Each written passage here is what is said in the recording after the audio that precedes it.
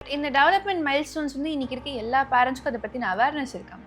Awareness சில parents வந்துட்டு ரொம்ப ஓவர்டூவா இருக்கு. சில பேரண்ட்ஸ் வந்து அது கேர் இல்லாமலும் இருந்துட்டு இருக்காங்க. ஸோ 2மே தான் வந்து நடந்துட்டு இருக்கு.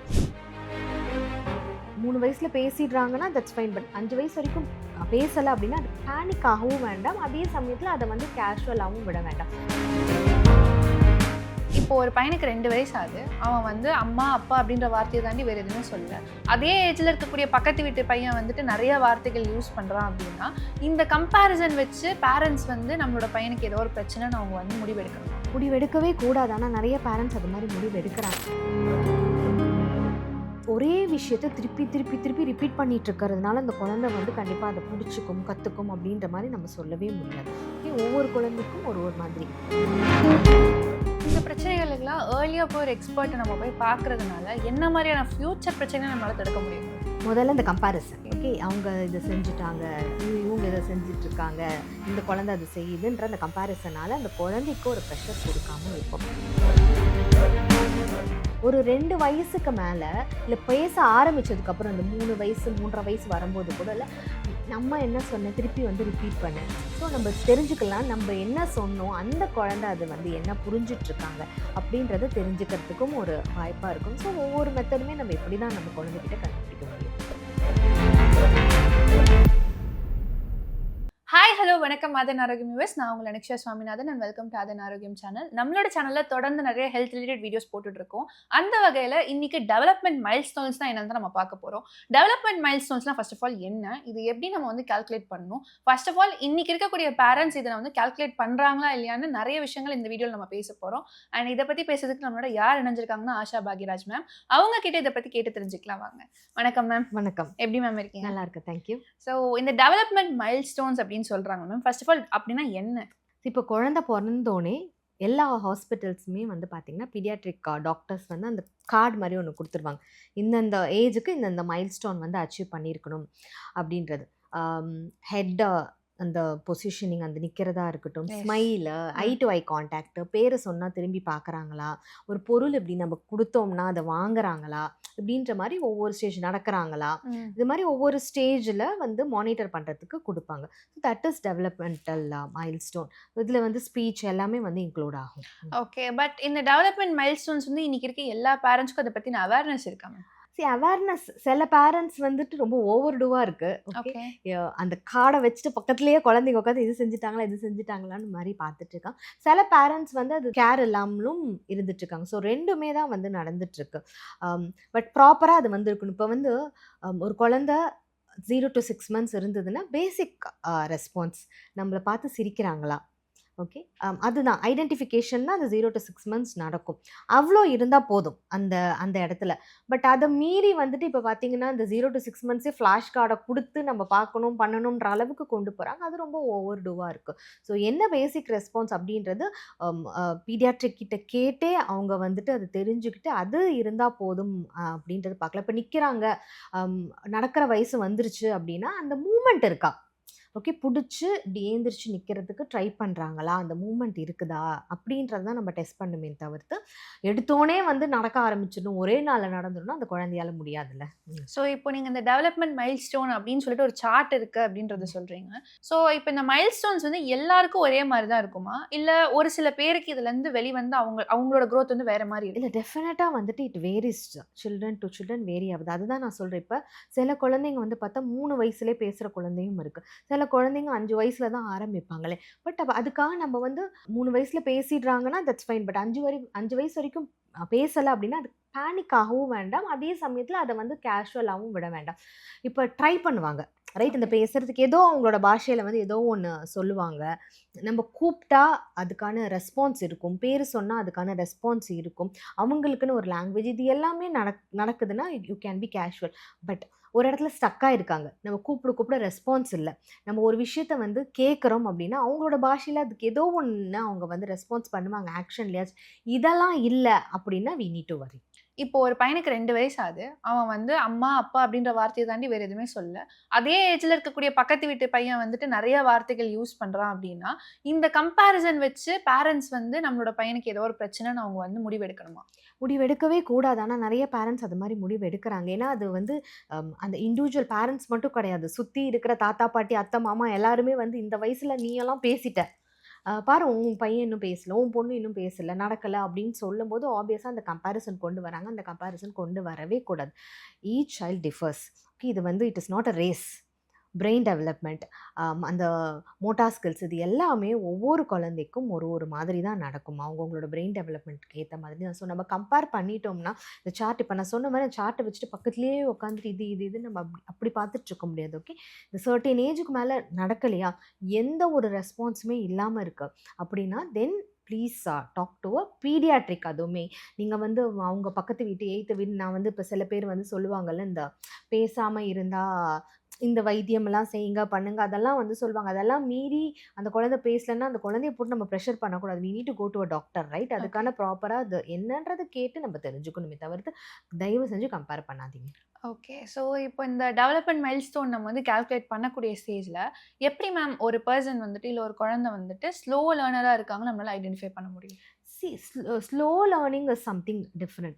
ஒரே விஷயத்த திருப்பி திருப்பி திருப்பி ரிப்பீட் பண்ணிட்டு இருக்கிறதுனால அந்த குழந்தை வந்து கண்டிப்பா அத புடிச்சுக்கும், கத்துக்கும் அப்படின்ற மாரி நம்ம சொல்லவே முடியாது. ஓகே. ஒவ்வொரு குழந்தைக்கும் ஒரு ஒரு மாதிரி. இப்ப இந்த ஃபிளாஷ் கார்டே என்ட்ட நெறைய பேரண்ட்ஸ் வந்து கேட்பாங்க. இ ஆம் நாங்க பார்க்குறோம் மேம். டக்குன்னு பார்த்து சொல்லிடுறாங்களே. லேர்னிங் வந்து ஒரு ஸ்க்ரீன் மூலியமா, இல்ல ஒரு விஷுவல் மூலியமா மட்டும் தான் ஒரு குழந்தைக்கு வரும்னு கிடையாது. முதல்ல பேரண்ட்ஸ் கிட்டேருந்து அப்சர்வ் பண்ணுவாங்க. பேரண்ட்ஸ் என்ன செய்றாங்க, பண்றாங்க அப்படின்ற அந்த அப்சர்வேஷன்லாம் இருக்கும்ல.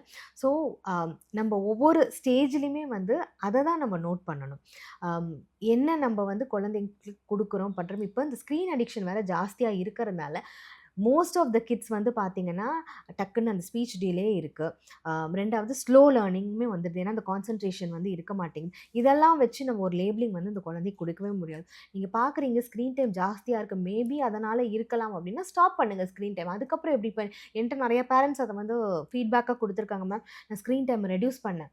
இப்ப நெறையாவே எனக்கு வந்துட்டு அவங்களோட லேர்னிங்ல வந்துட்டு இம்ப்ரூவ்மெண்ட் தெரியுது அப்டின்றது. பட் அதெல்லாம் மீறியும் வந்துட்டு, அம் ஒரு ஒரு ஒரே ஒரு வேர்ட் சொல்றதுக்கே ஸ்ட்ரகிள் பண்றாங்க.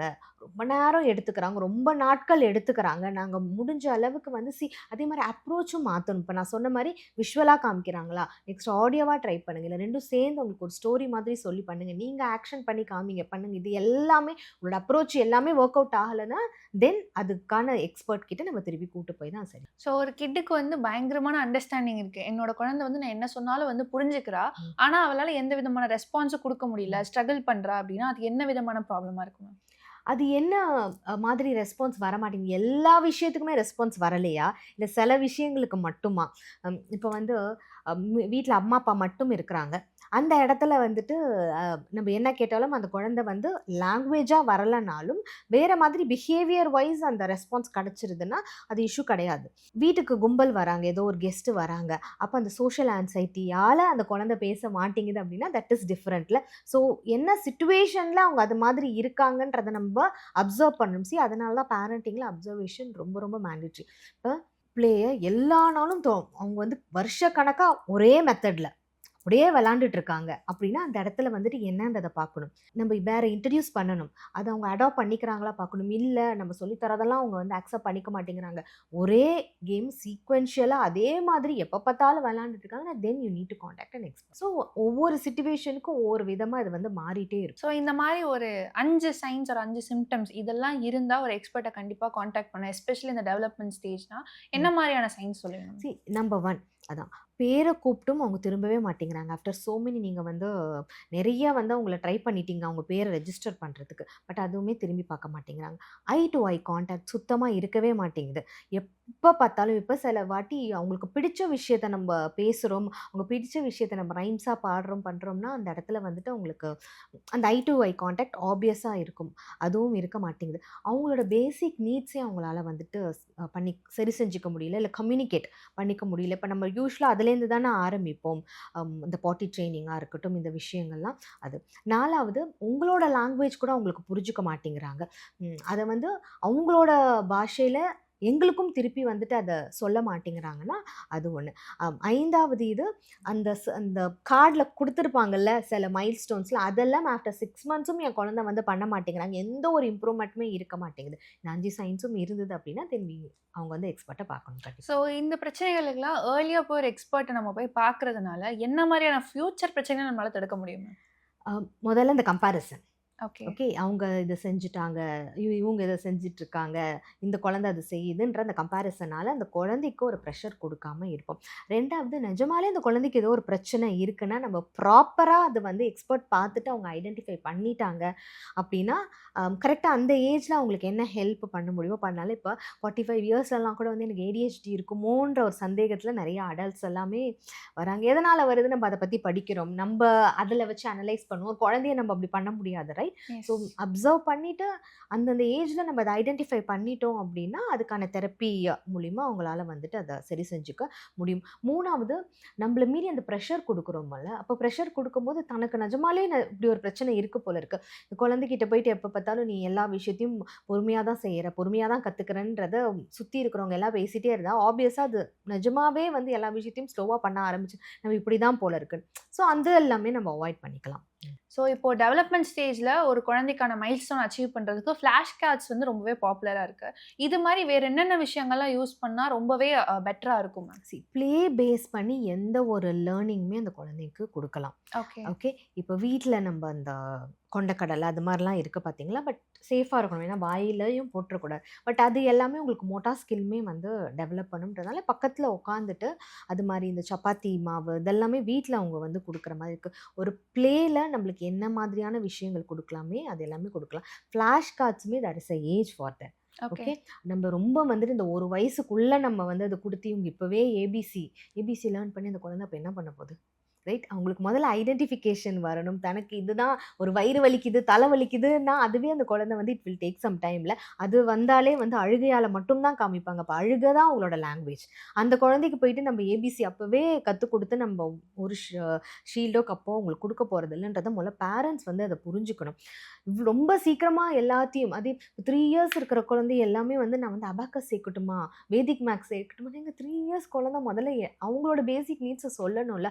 அந்த டைம் அவங்க அபாக்கஸ் கற்றுக்கிட்டு என்ன பண்ண போகிறாங்க? ஸோ ஏர்லியாக நம்ம இப்படி கொடுக்க அவங்களோட பிரெயின் வந்து அதை அடாப்ட் பண்ணிக்காமல் ஒரு ஆப்வியஸாகவே ஒரு அவர்ஷனுக்குள்ளே அவங்க வந்து போயிடுவாங்க. அப்புறம் படிக்க வேண்டிய வயசில் அது வந்து நடக்கவே நடக்காது. ஒரு டீனேஜில் இருக்கும் போது நம்ம பேரண்ட்ஸாக என்ன மாதிரியான கொஷின்ஸ் கேட்டால் ஒரு குழந்தை நல்லா இன்டெலெக்சுவலாக வளருவாங்கன்னு நம்ம லாஸ்ட் எபிசோடில் பேசியிருந்தோம்.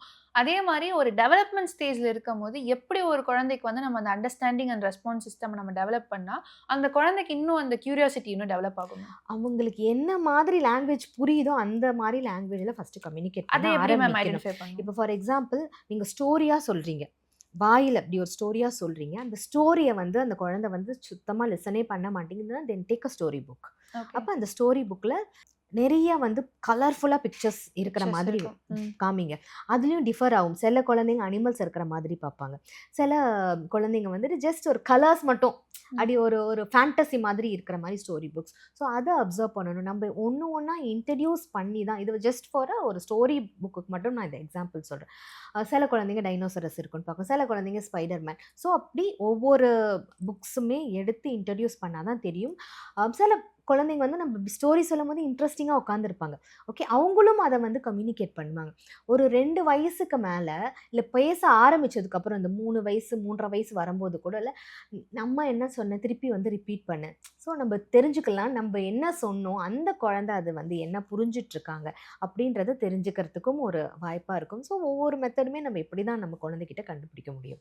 ஸோ இன்னைக்கு டெவலப்மெண்ட் மைல்ஸ்டோன்ஸ்னால் என்ன அண்ட் இதை எப்படி நம்ம கம்பேரிசன் இல்லாமல் ஒவ்வொரு குழந்தைக்கும் கொண்டு வரலான்றது டிஸ்கஸ் பண்ணியிருந்தோம். நெக்ஸ்ட் எபிசோடில் வந்துட்டு நம்ம இந்த டெவலப்மெண்ட் மைல்ஸ்டோன் அச்சீவ் பண்ணுறதுக்கு என்ன மாதிரியான மெத்தட்ஸ் இருக்குன்றதை நம்ம ப்ரீஃபாக டிஸ்கஸ் பண்ணுவோம். ஸோ இன்னைக்கு நான் கேட்ட எல்லா கொஷின்ஸ்க்கும் பொறுமையாக பதில் சொன்னதுக்கு ரொம்ப ரொம்ப நன்றி. தேங்க்யூ.